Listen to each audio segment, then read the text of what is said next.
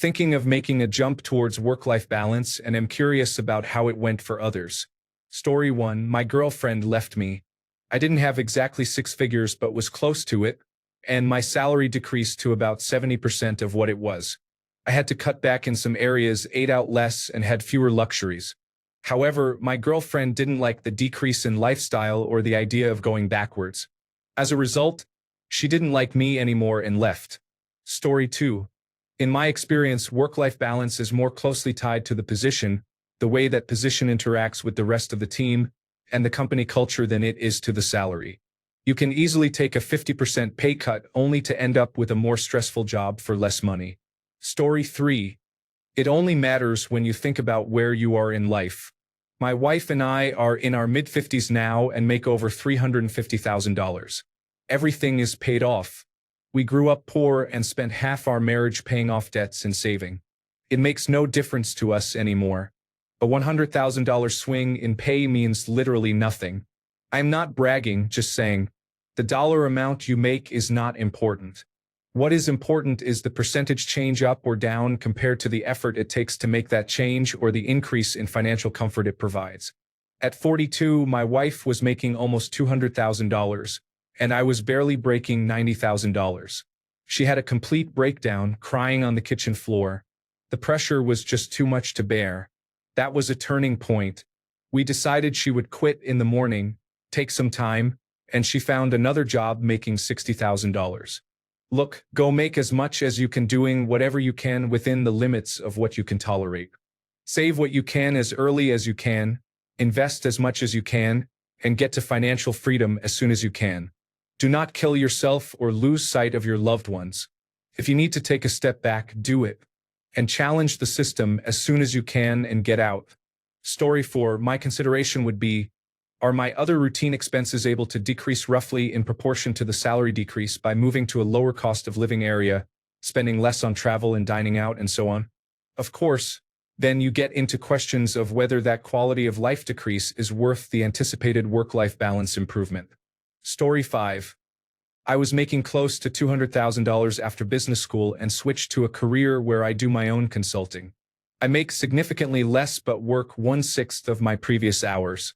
My work is much more relaxed, but I have constant anxiety about money now. I do not know if it is a trade-off worth it, but the hope is to grow my business to reach a similar income while being my own boss and having my own schedule. Story 6. Honestly, for me, $100,000 to $200,000 is all the same. It just decides what house I can live in. The other small expenses like food and shopping in general do not change. So when I went down, it was just downsizing the house, and it is the same. Story 7. I took a 50% pay cut recently, and so far it has been great. To be fair, my expenses were not too intense, and I never gave in to lifestyle creep. I did it once I bought my house with a decent down payment and saved enough of a nest egg. I quit consulting and went to work for a nonprofit doing some really cool environmental work on a nature preserve. I planned for this for a long time, knowing that I would be making significantly less. I ensured that the massive pay cut would still cover my bills, allow me to save, and let me enjoy life a little. Overall, my quality of life has improved, and I feel much happier. My job honestly feels like I am on vacation doing my hobby. I learn a lot and am in a position that is considered a legitimate professional in my field. Results may vary, but there are upsides to it. Story 8. I am doing much better after dropping to part-time. Money is obviously tighter, but my wife makes enough for us to be comfortable. Quality of life has greatly improved even though I cannot afford to buy whatever fun items I want anymore. Story 9. I was making six figures in an industry I was great at, but I was depressed. I felt like I was living for the weekend. I switched to an industry I am passionate about, but now I make roughly a quarter of what I used to make. I don't go out as often, but I don't feel the urge to either. I have less stress I need to relieve. Also, the work and home separation is gone. I just live. I get up, do the things I enjoy, and go to bed. It has helped my health, happiness, and confidence, even though I am broke. It was easy to quit drinking and smoking too. Selling my time felt depressing. Using my time to get good at something I love is fulfilling. I am pretty broke, But I am developing skills I am excited about and am very optimistic about my future. Story 10. I used to be homeless and now I make a little over $200,000 a year. My first stop was $50,000 per year. I could never go back to that. Granted, I have 3.5 children and a dog, but I would never willingly go back under 6 figures. I couldn't handle it. Story 11. I haven't, so I don't have much advice, but I honestly would not recommend it. $100,000 is not what it used to be in this inflated economy, and you would have less than that. No job is fun. Sure, you may find an easier one, but you will still find it a slog. It is even worse knowing how much less money you will have, compounded by your memories of having more. Story 12. I was in sales, and the most I made was $140,000 in my early 20s with no degree. I went back to school in the medical field. I work 20 hours a week and can still make $70,000, with 14 paid holidays and overtime. Anything over 10 hours is time and a half, and over 12 hours is double time. It adds up fast.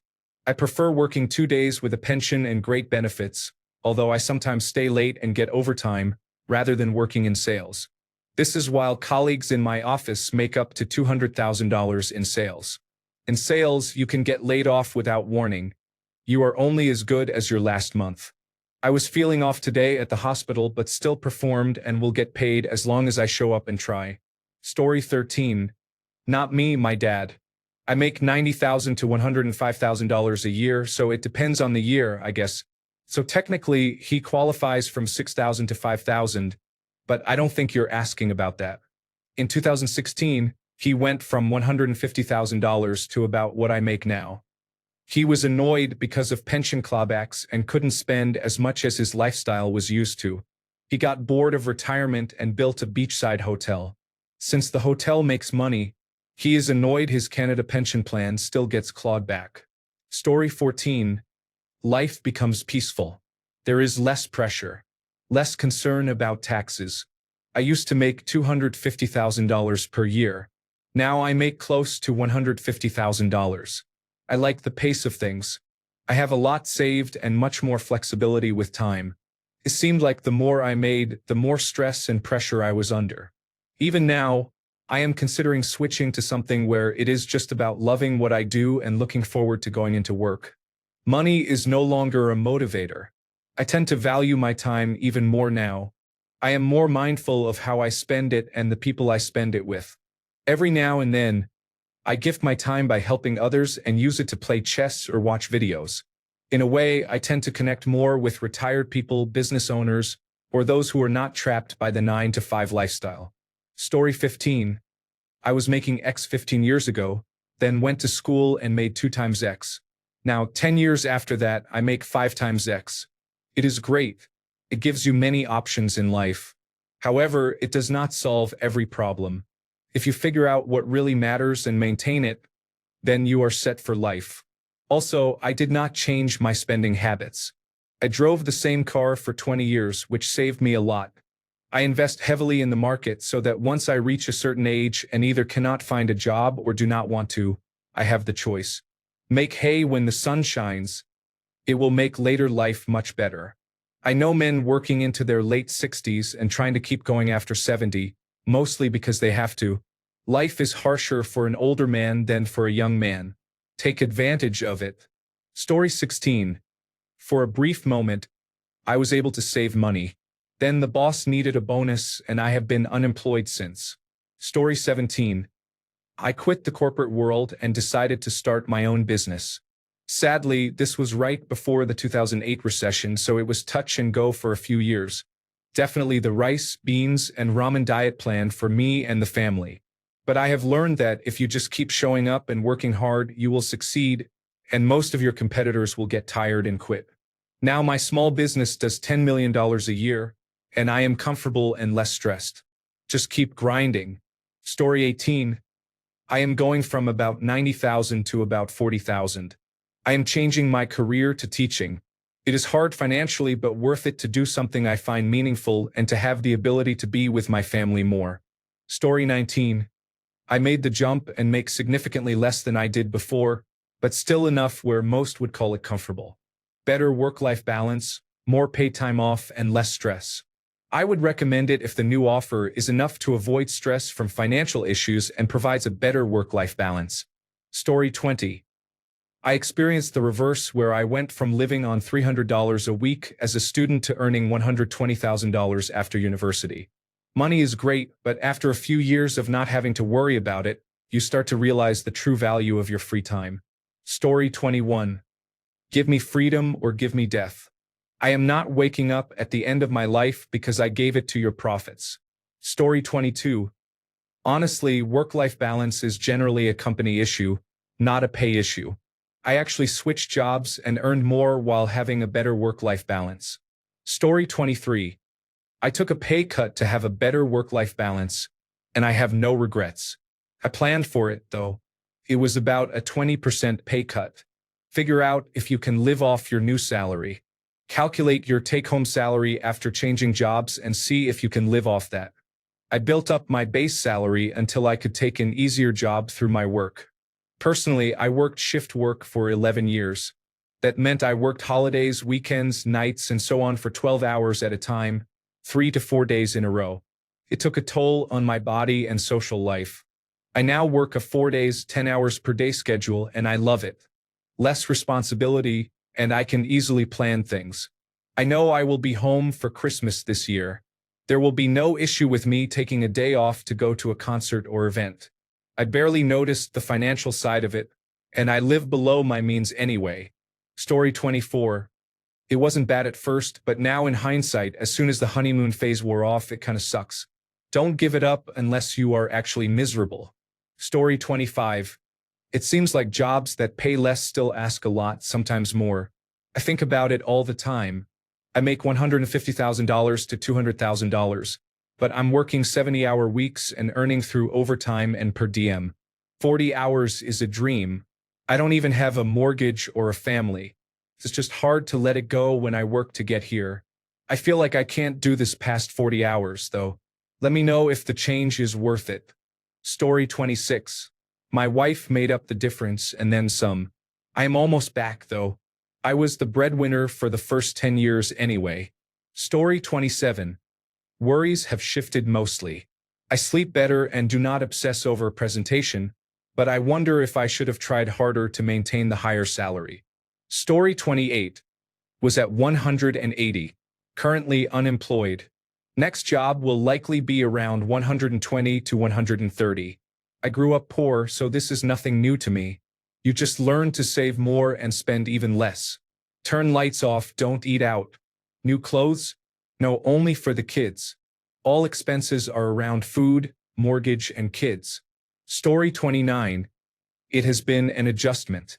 For several reasons, it was the right decision for me, and I am 2.5 years in. Some advantages are a slower pace of life, quiet, peace, fulfillment, time for myself, new skills, perspective shift, and more. Some disadvantages are less money. Overall, it has been more advantageous than not, and I can always choose differently later on. Story 30. I went from $130,000 in an office in the United States to $45,000 fully remote in Costa Rica, and it is pretty nice.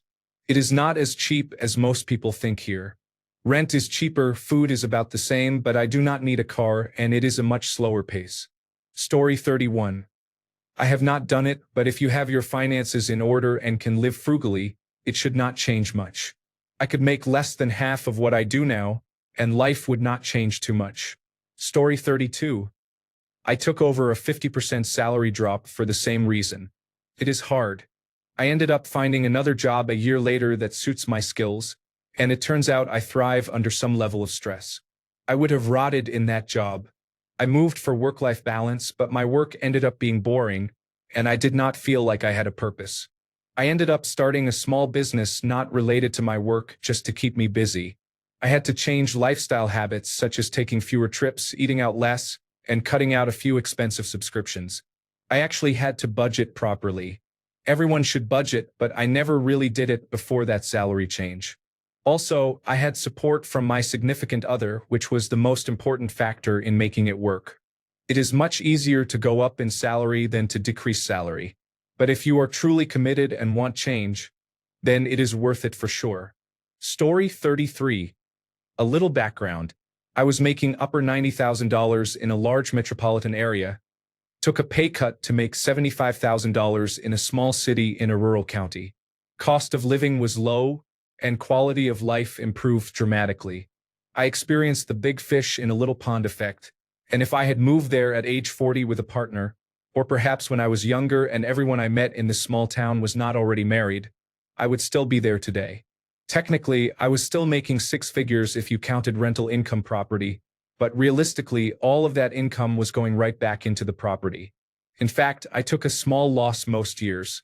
After 8 years, I was back up to making $90,000 excluding the rental property, but I still was not dating and missed big city life. So I took a lateral transfer to the New York City metropolitan area, where I made good six figures doing the same job. However, I was not a good fit for the new position. Rent was $4,000 per month and not even for a spacious apartment. I was having panic attacks at work and did not have any kind of support network. I could not even get a colonoscopy because I did not have anyone to bring me home from the hospital. Who was I going to ask? One of my employees? One of my board trustees? My concierge? Fortunately, I felt financially secure enough to quit. I am now semi-retired with a part-time job in my field. I only make about $30,000 per year, but I am out of the New York City metropolitan area and back to the other big city that I live in. I have a good deal on rent from a friend. I am selling the rental property I own to put the money into index funds or similar investments where I can draw on income instead of taking an annual loss.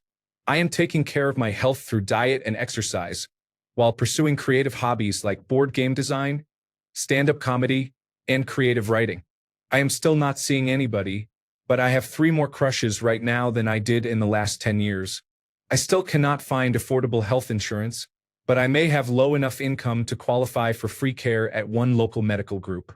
If I absolutely have to, I think I can go back to full-time work to get health care, but I am putting that off a little longer because I really enjoy my current part-time job, and it allows me to pick up skills and training that I may be able to use in the final phase of my career if there is one.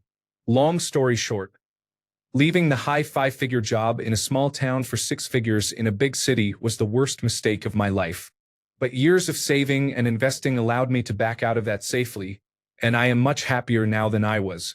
Story 34. Stressed all the time versus not stressed about work at all. I am clocked out. Leave me alone. 100% worth it. Story 35. Not that bad because I never expected it to last. I never expected to be much of a success. I always thought I would be a working person like my dad. Somehow, I lucked into the right opportunities and did pretty well. Because I was prudent, I am still better off than most. There is always a chance I could go back to where I was, maybe in 3.5 years. I am not ready to retire, but if I can keep a reasonable income, I will be okay. Story 36. I was making a pretty low 6-figure income, approximately $115,000 to $130,000 annually depending on my willingness to work side gigs. Working as a private chef. I had left restaurants for more work-life balance but ended up traveling a lot and would be on the other side of the country for the summer. It was not sustainable after having 2 kids. I quit and, with my lack of transferable skills, landed a government job that I have been at for about 3 years now. I am still not making half of what I used to after regular step increases and cost of living adjustments.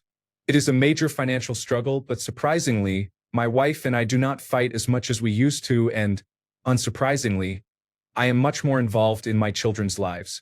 That said, not a day goes by that I do not second-guess my decision, especially with everything going on with federal government employees right now. It also caused me to fall into a major wave of depression that took nearly 2 years to overcome. My identity was tied to the work I used to do, and then I stopped doing it to become a lower-level government office employee, so I felt I had no identity anymore.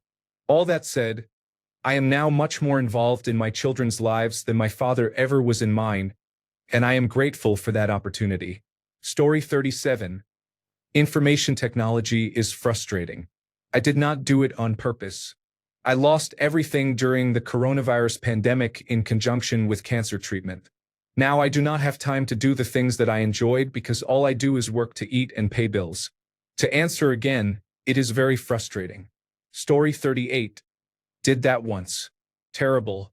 I quickly quit that $60,000 job in 4 months and went back to making over $100,000, although I did work much longer hours. Story 39. Mentally fantastic, time-wise even better, but the missing income is often on my mind. Never enough to go back. Story 40. There was a time in my life when I did that. To make a long story short, I went back to a higher salary. While there are no ironclad rules, broadly speaking, often the higher the position or salary, the less criticism one receives. As far as stress, there is always stress, just different types of stress. You might have a point about hours. At one point, I had a job where I worked 90 to 100 hours per week, and as recently as 2022, I was working more than 60 hours per week. Keep in mind that making a jump to a lower-paying job, 1, will not be as easy as you might think. It will be harder to return to a higher-paying job. Before taking that leap, try looking for another high-paying job at a company where you can have fewer hours and less stress. They are out there. Story 41. Best decision I ever made. I say that because I was making 6 figures but was not loving what I was doing. Now I make less but have way more time for other things. I have more energy doing it too. I have more time for myself, for others, and most importantly, I now love what I do. Story 42. 100,000 feels modest these days if you are supporting a family. Worrying about money seems worse than worrying about work. Story 43. I am a cardiovascular technologist working in the electrophysiology lab. The minimum hours I have to work per week to keep my full benefits are 17.8 hours, so I do not need to work even 20 hours to maintain full benefits and pension. I can work as much or as little as I want. Technically, I can work under 17.8 hours for a period of time because I can use my compensatory time or vacation time to make up the hours. Story 44. I feel like I struggle with 6 figures. I have no idea how people who make less than $60,000 even make ends meet. We really need to start redistributing wealth. Story 45. I went from having a healthy $120,000 salary down to a $35,000 salary while I go back to school for nursing. I made the change for my mental health, and while I probably will not get back to where I was, I am much happier and healthier than I was working in corporate information technology. Story 46. I went from $130,000 to $205,000. The only real difference is that we are paying off our mortgage a bit faster and saving a bit more. Story 47. I was making $103,000, then wanted to slow down. I took a job for $73,000. The schedule was more strict. Tasks were more boring, and I had 12 to 15 hours of actual work but had to clock 40 hours at the desk next to my boss's office. Money and work-life balance do not correlate positively or negatively. I moved on from the difficult job and now work from home with my salary nearly doubled. It is a crazy world. Story 48. I was making about $180,000. Then I got injured and was diagnosed with cancer.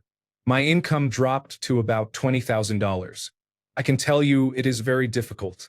On top of all this, the economy is not doing well, so consumers are not spending. It will take a long time to return to previous income levels. Story 49. I went from making more than $200,000 in management consulting to $0 for 4 years of medical school, and now $60,000 as a resident physician with a Doctor of Medicine degree. It was an adjustment for sure, and I have had to cut back on many luxuries. But it is worth it for day-to-day enjoyment and fulfillment. Thanks a bunch for sticking around till the end of the video. Remember to subscribe, and until next time, stay awesome and goodbye.